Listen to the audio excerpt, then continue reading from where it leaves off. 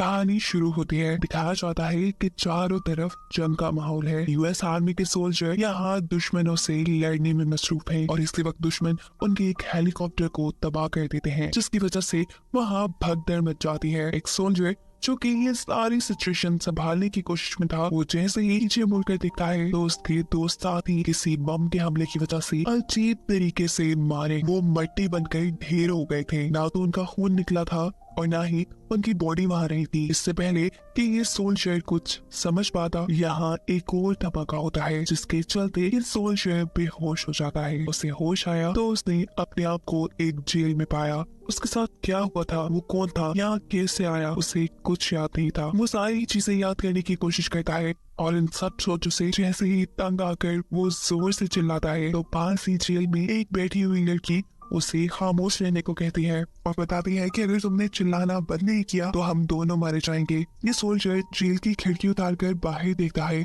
वहाँ तबाही ही तबाही थी। साथ जेल में बैठी हुई लड़की इस आर्मी सोल्जर को अपना नाम नादिया बताती है और कहती है कि ये तबाही हमारी दुनिया में हमला करने वाले रोबोटिक एलियंस ने की है और अगर तुमने शोर करना बंद नहीं किया तो वो हमें ढूंढ कर यहाँ आकर हमें मार देंगे। इस जगह हमें यहाँ के लोकल गैंग ने बंदी बना कर रखा हुआ है। उनकी इन्हीं बातों के दौरान यहाँ पर गैंगस्टर्स भी आ जाते हैं। हैरानकुन तौर पर इस सोल्जर को गैंगस्टर्स की लैंग्वेज समझ आ रही थी। वो इनसे डील करने की कोशिश करता है, लेकिन ये गैंगस्टर्स तो उन्हें मारने पे ही तुले थे। ऐसे सोल्जर्स और इन गैंगस्टर्स के दरमियान में लड़ाई हो जाती है और एक गैंगस्टर से लड़ते लड़ते ये सोल्जर वहाँ बनी एक खिड़की से बाहर गिर जाता है, जबकि दूसरे गैंगस्टर्स यहाँ पर नादिया की जेल में जाकर नादिया से बदतमीजी करने की कोशिश करते हैं। लेकिन नादिया वक्त रहते ही इन गैंगस्टर्स की गन छीनकर इन दोनों को ही चकमा देते हुए जान से मार देती है और यहाँ से आजाद हो जाती है। पता चलता है कि वो एक आर्मी डॉक्टर है, इसीलिए वो इस बुरी सिचुएशन से निपट पाई। यहाँ से बाहर सोल्जर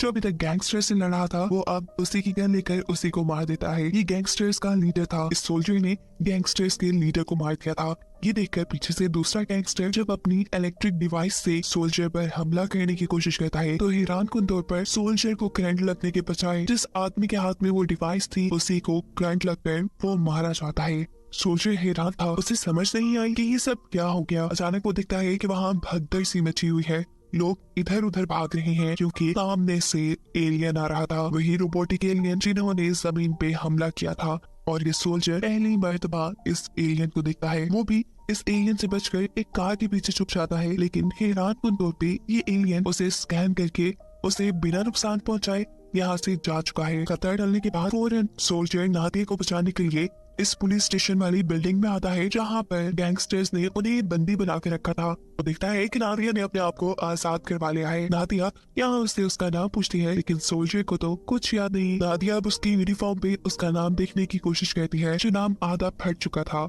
वहाँ सिर्फ दो ही लफ्ज लिखे थे, बो। नादिया कहती है आज से तुम्हारा नाम बो है। ये सोल्जर अब नादिया से कहता है कि हम लोग अमेरिकन बेस चलेंगे, लेकिन नादिया कहती है वहाँ जाने का कोई फायदा नहीं, अब तक तो वहाँ सब तबाह हो गया होगा। लेकिन जब ये सोल्जर वहाँ जाने की जिद करता है तो ना चाहते हुए भी नादिया को उसका साथ देना पड़ता है। ये लोग यहाँ खड़ी एक कार का इस्तेमाल करते हुए आगे बढ़ते हैं, लेकिन रास्ते में ही कोई उनके ऊपर हमला कर देता है। उनकी कार का एक्सीडेंट होकर वो एक तरफ गिर जाती है। पता चलता है कि हमला करने वाले कीनिया के सोल्जर्स थे जो बो को देखकर उसे मारना चाहते थे, क्योंकि वो एक यूएस मिलिट्री का सोल्जर था और कीनिया को लगता था कि इस दुनिया में ड्रोन्स के आने की वजह सिर्फ यूएस मिलिट्री ही है, क्योंकि उनकी ही हजारों सैटेलाइट्स आसमान में हैं, उनके ही ड्रोन्स और यूएस मिलिट्री बेस पे लगाए हुए बहुत सारे एंटीनास इन सारी चीजों को कंट्रोल कर रहे हैं, जबकि बाकी पूरी दुनिया का हर तरह का कनेक्शन कट गया है। इससे पहले कि कीनिया के सोल्जर उन्हें मार देते, या जो कीनिया का सोल्जर यूएस सोल्जर के करीब खड़ा था वो उसे अपने काबू में कर लेता है। वो उसी के हाथ में पकड़ी हुई गन का कंट्रोल अपने पास लेते हुए उसके दो साथियों को मारकर उसको बंदी बना लेता है।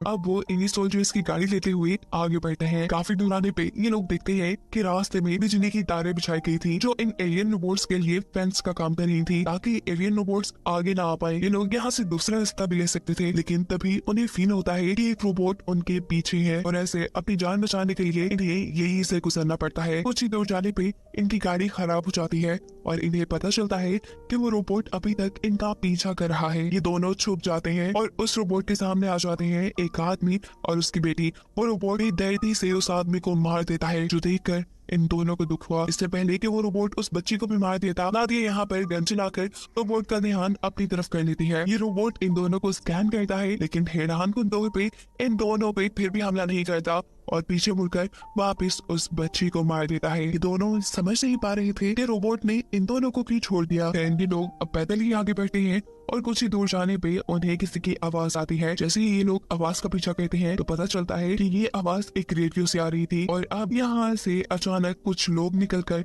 इन्हें बंदी बना लेते हैं। इन्हें मालूम होता है कि ये आवाज उनके लिए एक ट्रैप थी। इन दोनों को यहाँ किसी चीज के साथ बांध दिया जाता है और फिर अचानक ही दो बाइकर्स इनके करीब से गुजरते हैं और बाइकर्स के पीछे पीछे यहाँ वो रोबोट भी आने लगा था, जो पहले से ही वो का पीछा कर रहा था। वो समझ आता है कि इन लोगों ने एलियन को यहाँ तक बुलाने के लिए उनका चारे के तौर पे इस्तेमाल किया है। जैसे ही एलियन यहाँ आता है, ये लोग मिलकर उसके ऊपर हमला कर देते हैं। एक आदमी उसके ऊपर जंजीर फेंकता है, जबकि पीछे से दूसरा आदमी उसको शूट करके मारने की कोशिश करता है। ये रोबोट तो यहाँ गिर जाता है, लेकिन इससे फायदा नहीं हुआ, क्योंकि दो रोबोट यहाँ और आ चुके थे और इनको डिस्ट्रैक्ट करने के लिए बाइकर्स जल्दी से निकलते हुए यहाँ से दूसरी तरफ भागते हैं। रोबोट भी बाइकर्स का पीछा करते करते यहाँ से दूर चले जाते हैं और मौके का फायदा उठाते हुए यहाँ वो और नादिया दोनों अपने आप को छुड़वा कर भाग चुके थे। वो अब पैदल ही सफर कर रहे थे। आगे चलते चलते इन्हें एक कार मिलती है, जिसमें बैठकर ये लोग आगे का सफर तय करते हैं। अचानक करीब ही उन्हें कुछ अजीबोगरीब आवाजें आती हैं। उतर कर ये देखते हैं कि वहाँ एक एलियन मरा हुआ था। इसके बाद सामने जोर से धमाका होता है। ये लोग देखते हैं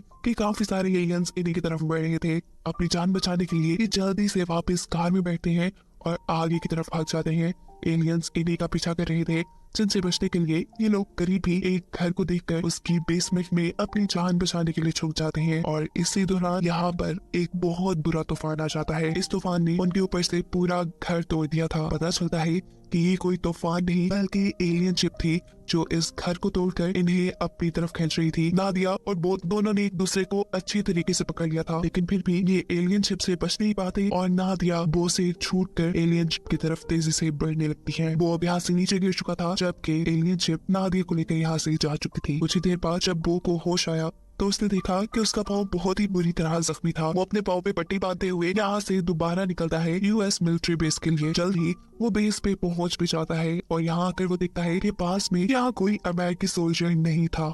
चलते चलते वो अब करीबी एक शहर में आ चुका था, जहाँ वो कुछ ऐसे लोगों से मिलता है जो इन एलियन रोबोट्स को मारने के लिए हथियार बना रहे थे और इन्हीं हथियारों के जरिए वो इन रोबोट्स से लड़ रहे थे। रोबोट्स इतने ताकतवर थे कि उनको इंसानों का सामना करने के लिए किसी हथियार की जरूरत नहीं थी। इसी जंग के दौरान एक रोबोट की नजर पड़ जाती है बो के ऊपर। वो इससे डरकर एक जगह पे छुप जाता है। रोबोट उसके पास आता है, उसे स्कैन करता है और एक और मर्तबा ये रोबोट भी बिना उसे कोई नुकसान पहुंचाए यहाँ से जा चुका था। इस रोबोट को ऐसे अपने ऊपर चढ़ा देकर यहाँ की सारी चीजें देखते हुए बो को बहुत कुछ याद आने लगा था।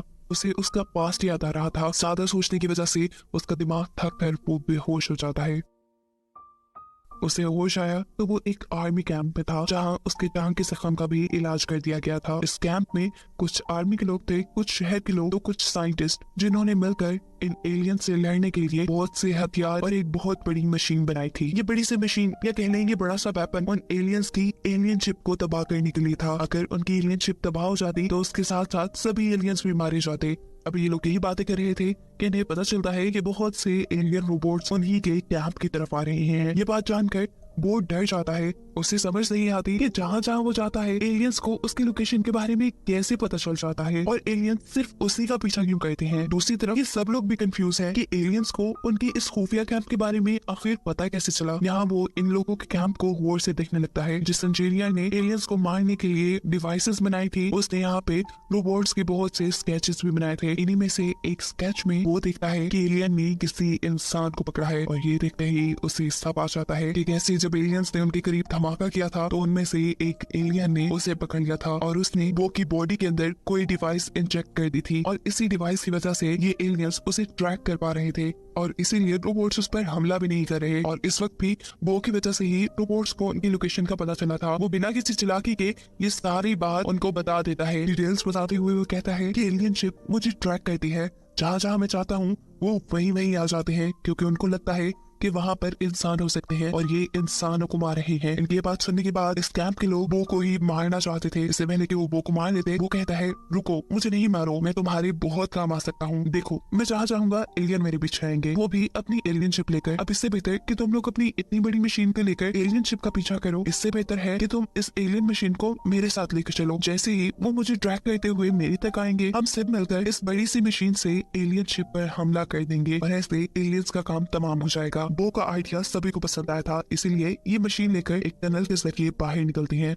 बाहर निकलते हुए देखते हैं कि एलियन शिप अब एक ऐसी जगह पे जा रहा था जहाँ बहुत से लोग थे। ये जल्द से जल्द उस एलियन शिप के पास पहुंचना चाहते थे और ये शॉर्टकट लेने के लिए एक और पतली सी टनल के अंदर चले जाते हैं। बदकिस्मती से एलियंस भी उनके पीछे आ चुके थे, जो पहले इनके दो साथियों को मारकर फिर तीसरी साथी को जख्मी कर देते हैं। अपने बाकी साथियों को एलियन से बचाने के लिए इनके ग्रुप का लीडर अपनी उस बड़ी सी मशीन से दो एलियंस को तो मार देता है, लेकिन दिखता है कि एलियन की पूरी फौज अब उन्हीं के पीछे आ रही थी। इनकी वो साथी जो जख्मी थी वो इनसे कहती है कि तुम सब वक्त रहते ही यहाँ से चले जाओ, मैं इनका सामना कर लूंगी। ये लोग बो के साथ उस बड़ी सी मशीन को लेकर इस टनल से बाहर निकल जाते हैं और उस तरफ पढ़ने लगते हैं जहाँ एलियन शिप है। यहाँ टनल के अंदर बहुत से रोबोट्स आ चुके थे और वो लड़की अपनी जान की परवाह किए बगैर यहाँ ग्रेनेड फेंक देती है, जिससे सभी एलियंस तबाह हो जाते हैं। और अफसोस की बात की थी कि वो लड़की भी मर जाती है। एलियन शिप के करीब जाकर बो और उसके साथ ही देखते हैं कि एलियंस ने सभी लोगों को बंदी बनाया हुआ था। अब ये लोग इन इंसानों के यहाँ होते हुए तो एलियंस पे हमला नहीं कर सकते थे, इसीलिए वो जो एक सोल्जर है वो जहन लड़ाता है